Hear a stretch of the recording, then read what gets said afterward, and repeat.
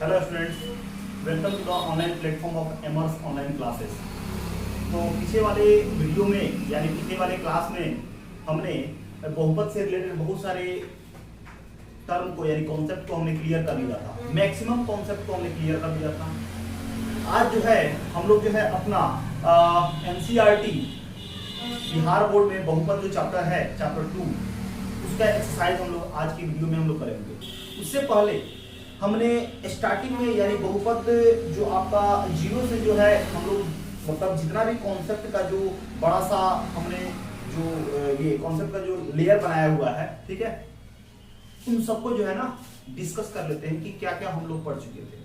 ठीक है, तो हमने क्या पढ़ा था? तो सबसे पहले बहुपद स्टार्ट जब हमने किया था, सबसे फर्स्ट वाले वीडियो में हमने जो पढ़ा था, इसमें हमने पढ़ा था बहुपद। सबसे पहले टॉपिक हमने देखा था, तो इसमें हमने देखा था कि व्यंजक क्या होता है। व्यंजक क्या होता है? तो हमने पढ़ा था कि चर, अचर और संक्रिया को मिलाने पर जो रूप बनता है वही क्या होता है? आपका व्यंजक होता है।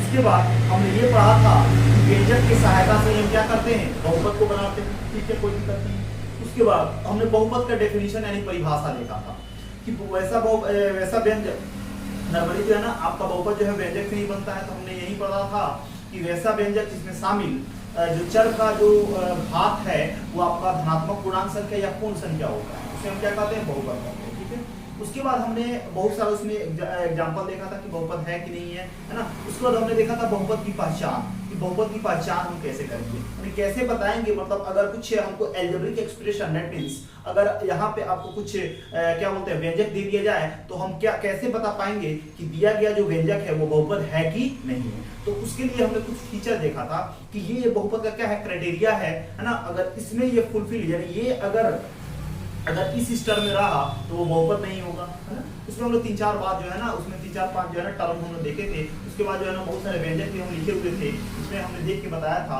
आप लोग जो है ना बताए थे कि ये बहुपद है कि नहीं है। इतना हमने बात देखा था। उसके बाद हमने ये देखा था कि बहुपद का आपका मान क्या होता है, ठीक है, बहुपद का वैल्यू क्या होता है, ठीक है। उसके बाद हमने क्या देखा था? हमने देखा था कि बहुपद का घात क्या होता है, ठीक है। उसके बाद बहुपद का पद क्या होता है, बहुपद का गुणांक क्या होता है, ठीक है। उसके बाद हमने क्या देखा? तो रैखिक बहुपद का बहुत सारे बहुपद का क्या देखा हमने? व्यापक रूप देखा, बहुपद का व्यापक रूप देखा, ठीक है। उसके बाद हमने क्या देखा? तो बहुपद के प्रकार को देखा कि बहुपद कितने प्रकार के होते हैं, पद के आधार पे, घात के आधार पे क्या होते हैं। एक पदी होते हैं, द्विपदी, घात के आधार पे जो आपका होता है वो शून्यघाती बहुपद होता है ना, जिसको हम अचर बहुपद भी कहते हैं। रैखिक बहुपद के बारे में पढ़ा था, है ना। आपका क्या बोलते हैं जिसको एक घातीय बहुपद, उसको द्विघातीय, त्रिघातीय, चतुर्घातीय बहुपद पढ़ाते हैं। ये सब घात के आधार पे हैं। पद के आधार पे हमने देखा था एक पदी, द्विपदी, त्रिपदी, चतुर्पदी, सब के बारे में देखा था। उसके बाद हमने देखा क्या? आपका रैखिक बहुपद का शून्य कैसे निकालते हैं, है ना। उसके बाद हमने क्या देखा? हमने देखा कि द्विघात बहुपद का शून्य कैसे निकालते हैं, ठीक है। इतना हमने पीछे जितने भी बहुपद के वीडियो आए हैं यानी 6 पार्ट तक हम लोग जो है बहुपद कर लिए हैं। ये हमारा जो है ना इस वीडियो का 7वां पार्ट है और इसमें जो है हम लोग क्या करेंगे? तो बहुपद का यहाँ पे जो आपका 2.1 एक्सरसाइज है उसको करेंगे। और उसको करने से पहले हम क्या करेंगे? कुछ बेसिक यहाँ पे देखेंगे कि बहुपद के ग्राफ है 2.1 में कुछ ग्राफ से रिलेटेड यहाँ पे टर्म है। इतना बात ध्यान रखिए कि बहुपद में कभी भी आपसे ये नहीं कहेगा कि बहुपद का ग्राफ है ना, बहुपद को आप कोई घात बहुपद दे देगा, है ना, या क्या बोलते हैं रैखिक बहुपद दे देगा और यहाँ पे नहीं कहेगा कि बहुपद को यहाँ पे क्या कीजिए? ग्राफ पे निरूपित कीजिए या प्लॉटिंग कीजिए। इससे जो है ना आपको क्वेश्चन नहीं पूछता। हाँ, एक क्वेश्चन करता है कि अगर यहाँ पे ग्राफ दिया गया है, कोई रेखा यानी परवलयाकार रेखा हो या स्ट्रेट पे कोई एक क्या बोलते हैं, कोई एक स्ट्रेट यानी क्या बोलते हैं समांतर अगर रेखा हो, ठीक है, तो पूछ सकता है कि उसके कितने शून्य हो सकते हैं, ठीक है। इस तरह से आपको पूछता है, जो कि आपका 2.1 एक्सरसाइज में कुछ क्वेश्चन भी दिए हुए हैं, ठीक है। तो सबसे पहले उसको हम समझते हैं कि हम कैसे बताएंगे, ग्राफ पे कैसे बताएंगे कि दिया गया ग्राफ को देखकर कैसे बताएं कि कितने शून्यकों की संख्या होगी, ठीक है। तो है ना, यानी ग्राफ को देखकर टॉपिक रहेगा यही कि ग्राफ को देखकर कैसे बताएं कि उस दिए गए ग्राफ में शून्यकों की संख्या कितनी होगी, शून्यकों की संख्या कितनी होगी, ठीक है। तो यहाँ पे लिखेंगे ग्राफ द्वारा कैसे निर्धारित करें, कैसे निर्धारित करें शून्यकों की संख्या, शून्यकों की संख्या।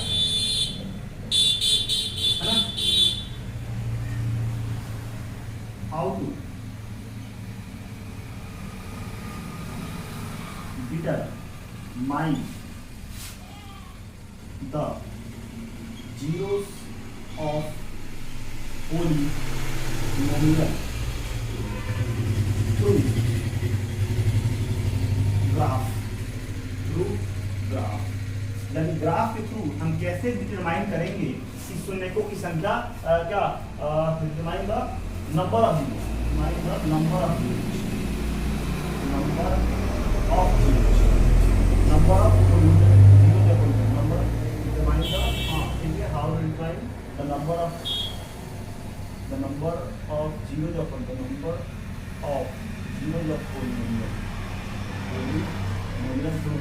मतलब ग्राफ द्वारा कैसे निर्धारित करें शून्यकों की संख्या। तो ये हमारा टॉपिक है। अगर ये टॉपिक को आप बढ़िया से समझ लेते हैं तो आपका यहाँ पे 2.1 एक्सरसाइज हो जाएगा, यानी आप कर सकते हैं। तो आप जानते हैं ग्राफ जो है ना, एक आपका क्षैतिज होता है और एक आपका क्या होता है, ऊर्ध्वाधर होता है। ठीक है, ये आपका होता है क्या, ऊर्ध्वाधर अक्ष कहते हैं इसको। ठीक है, ये आपका ऊर्ध्वाधर है और इसको कहते हैं क्षैतिज अक्ष। क्या कहते हैं, क्षैतिज अक्ष कहते हैं। यानी इसको कहते हैं एक्स अक्ष, क्या कहते हैं, एक्स अक्ष। इसको क्षैतिज अक्ष भी कहते हैं। और ये होता है क्या, आपका वाई अक्ष। क्या होता है, वाई अक्ष होता है, इसको क्या कहते हैं, ऊर्ध्वाधर अक्ष भी कहते हैं। अब इसमें चिंता मत कीजिए, क्योंकि इसको हमको 3 चैप्टर में भी इसको हमको पढ़ना है। और आपको क्लास चैप्टर 7th में भी यानी 7 चैप्टर जिसको बोलते हैं निर्देशांक ज्यामिति, उसमें भी काफी डिटेल में पढ़ना है। ठीक है, इसमें हम उतना ही ग्राफ का बात बताएंगे जितना हमको 2 चैप्टर बहुपद में हो जाएगा। ठीक है, उसके बाद 7 चैप्टर में जो है ना पूरे ग्राफ के बारे में ना काफी डीपली जो है ना उसमें डिटेल हमको पढ़ना है। निर्देशांक ज्यामिति में काफी डिटेल में हमको पढ़ना है। ठीक है ना, तो इसके लिए निश्चिंत रहिए। जब 7 चैप्टर हम लोग को पढ़ाई होगा निर्देशांक ज्यामिति, तो उसमें जो है ना हम लोग ग्राफ के बारे में कंप्लीट चर्चा जो है उसमें हम लोग करेंगे। कोई दिक्कत नहीं है, समझ आ रहा है। तो अब यहाँ पे ये होता है एक्स एक्सिस, ठीक है, ये होता है वाई, ये होता है आपका वाई डैश अक्ष होता है, और ये आपका होता है एक्स डैश अक्ष होता है। ठीक है, कोई दिक्कत नहीं है आपको। ठीक है, तो इसमें अब इस तरह से हमने यहाँ पे क्या कर दिया, इस तरह से हमने यहाँ पे बनाया। ठीक है, कोई दिक्कत नहीं है। तो अब कैसे जो है ना, अगर हम यहाँ पे ग्राफ बनाते हैं, ठीक है, और ये आपका होता है क्या, मूल बिंदु। ये जो है ये क्या होता है, आपका मूल बिंदु होता है। क्लियर है, कोई दिक्कत नहीं है। तो अब ये कैसे बताएंगे, इस ग्राफ पे कोई रेखा होगा, यानी कोई परवलयाकार यानी पाराबोला, अगर यहाँ पे कोई रेखा दे दे, ठीक है, या ऐसे स्ट्रेट लाइन दे दे, तो हम कैसे देख के बताएंगे कि यहाँ पे शून्यकों की संख्या क्या होगी। ठीक है, तो इसमें बहुत ही आसान है। कोई भी परवलयाकार रेखा या कोई भी स्ट्रेट लाइन, कोई भी सीधी रेखा जो है एक्स एक्सिस को यानी एक्स अक्ष को जितना बार काटेगी उतना ही बार क्या होगा, शून्यकों की संख्या होगा। ठीक है, ठीक है। तो अब यहाँ पे कहने का मतलब है, ठीक है, अब यहाँ पे जैसे हमने क्या करते हैं, एक ग्राफ बनाते हैं। ठीक है, जैसे एक हमने लाइन खींचा, जैसे हमने इसे लाइन खींच दिया।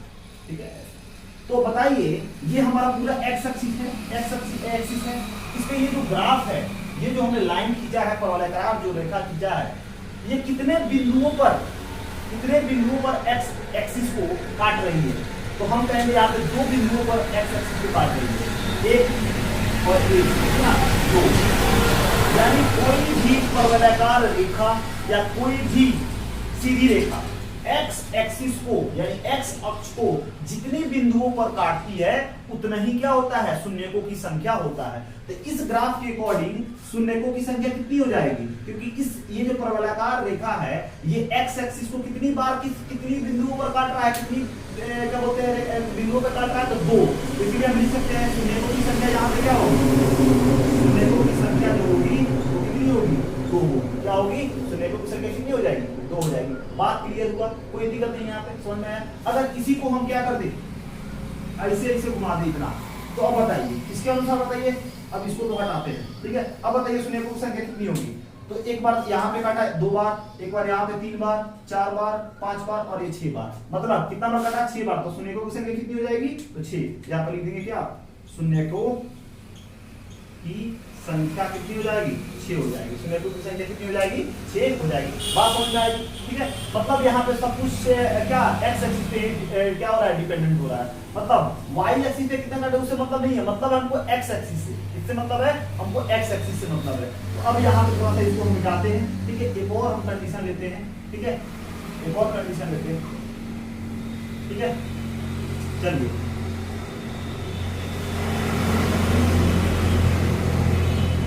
ठीक है। अब यहाँ पे हमने ऐसा खींचा, ऐसा बताइए यहाँ पे सुमेको की संख्या कितनी होगी। तो आप देख पा रहे हैं हम यहाँ पे पीछे ही बात हमने बताया है कि एक्स एक्सिस पे जितने बिंदुओं पे काटेगा उतना शून्य होगा। तो क्या बताइए एक्स एक्सिस पे कहीं भी ये रेखा इसको काटा है, नहीं काटा है, मतलब किसी भी बिंदु पर नहीं काटा है, मतलब क्या यहाँ पे सुमेको की संख्या कितनी हो जाएगी, तो सुमेको की संख्या हो जाएगी यहाँ पे 0। क्यों, क्योंकि एक्स एक्सिस पे ये रेखा नहीं काट रहा है, ठीक है। ये सुमेको की संख्या यहाँ पे क्या हो जाएगी, तो 0 हो जाएगी, यानी एक भी नहीं होगी यहाँ पे, सुमेको की संख्या एक भी नहीं होगी। बात समझ में आई, कोई दिक्कत है तो बताइए, कोई दिक्कत नहीं है। अब यहाँ पे हमें ऐसे एक हमने ड्रॉ कर रहे हैं, ठीक है, ड्रॉ कर रहे हैं। तो बताइए यहाँ पे सुमेको की संख्या कितनी हो जाएगी। तो देखिए एक बार टच किया है, यहाँ पे 1, यहाँ पे 2, यहाँ पे 3, यानी सुमेको की संख्या कितनी हो जाएगी, 3 हो जाएगी। अगर यहाँ पे आपका बात समझ में आया, अगर बात समझ में आया तो हम यहाँ पे 2.1 एक्सरसाइज को आराम से कर सकते हैं। तो ठीक है, तो देखिए अब अगले स्लाइड में हम 2.1 एक्सरसाइज को करेंगे, ठीक है, ठीक है। चलिए अगले स्लाइड में क्या करते हैं, 2.1 को क्या करते हैं, ठीक है। चलिए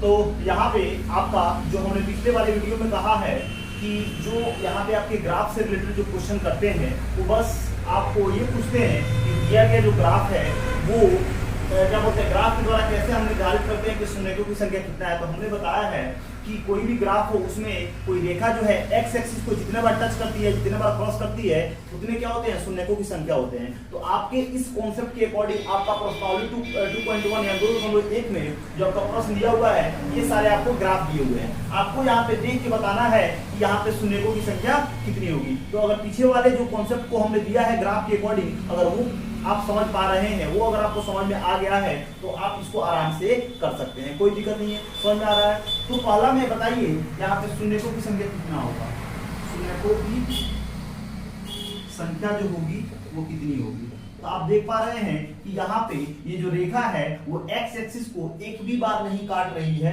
तो इसलिए यहाँ पे सुमेको की संख्या कितनी हो जाएगी, तो 0 हो जाएगी। क्या हो जाएगी, 0 हो जाएगी। इतना में कोई दिक्कत नहीं, तो बताइए समझ में आ रहा है। अब यहाँ पे ये दूसरा नंबर जो है, यहाँ पे बताइए सुमेको की संख्या कितनी होगी। हाँ सही समझ रहे हैं, यहाँ पे सुमेको की संख्या कितनी होगी, 1 होगी। क्यों, क्योंकि यहाँ पे एक बार क्रॉस किया है, ठीक है। सुमेको की संख्या कितनी हो जाएगी, यहाँ पे हो जाएगी 1। इसमें बताइए सुमेको की संख्या कितनी हो जाएगी, सुमेको की संख्या कितनी होगी, तो सुमेको की संख्या कितनी होगी, 3 होगी। क्यों, क्योंकि एक बार क्रॉस किया, 2 बार और 3 बार, यानी सुमेको की संख्या कितनी हो जाएगी, 3 हो जाएगी। इतना में कोई दिक्कत तो बताइए, समझ में आ रहा है। अब यहाँ पे बताइए तीसरा चौथा नंबर में यहाँ पे सुमेको की संख्या कितनी होगी, सुमेको की संख्या कितनी होगी। तो यहाँ पे सुमेको की संख्या जो होगी ना वो 2 होगी, क्योंकि एक्स को कितना बार क्रॉस किया है, 2 बार कट किया है, तो यहाँ पे सुमेको की संख्या कितनी हो जाएगी, 2 हो जाएगी। कोई दिक्कत नहीं है, समझ में आ रहा है, ठीक है। तो अब यहाँ बताइए सुमेको की संख्या कितनी हो जाएगी, सुमेको की संख्या बताइए कितनी हो जाएगी। तो यहाँ पे कितना बार क्रॉस किया है, 1 बार, 2 बार, 3 बार, 4। एक्स एक्सिस को 4 बार ये परवलयाकार रेखा जो है ना क्रॉस की, इसलिए यहाँ पे सुमेको की संख्या कितनी हो जाएगी, 4 हो जाएगी। कोई दिक्कत नहीं है, समझ में आ रहा है, ठीक है, ठीक है। अब यहाँ पे ये बताइए कितनी बार, यहाँ पे सुमेको की संख्या कितनी है, सुमेको की संख्या, ठीक है। तो ये यहाँ पे 1 बार, यहाँ पे 2 बार और यहाँ पे 3 बार, यानी यहाँ पे सुमेको की संख्या कितनी हो जाएगी, 3 हो जाएगी। यानी इतना ही बात आपसे क्या करता है, एग्जाम में पूछता है, इसके अलावा आपको कोई भी चीज यहाँ पे पूछेगा नहीं। तो ग्राफ में आपको बस इतना ही पूछता है और इस तरह से आपका प्रश्नावली 2.1 जो है ना खत्म होता है। अब अगले क्लास में जो है हम क्या करेंगे, आपका एक्सरसाइज 2.2 को करने के लिए कुछ कॉन्सेप्ट को देखेंगे, कुछ कॉन्सेप्ट को देखेंगे और उसके बाद देखने के बाद हम लोग अपना 2.2 एक्सरसाइज को करेंगे। तब तक है ना इसी तरह जो है वीडियो देखते रहिए। कोई भी दिक्कत हो, कोई भी प्रॉब्लम हो, कोई भी परेशानी हो तो कमेंट कीजिए, हम उस परेशानी को आपकी परेशानी को दूर करने का प्रयत्न करेंगे। ठीक है, मिलते हैं फिर अगले क्लास में। ठीक है, धन्यवाद।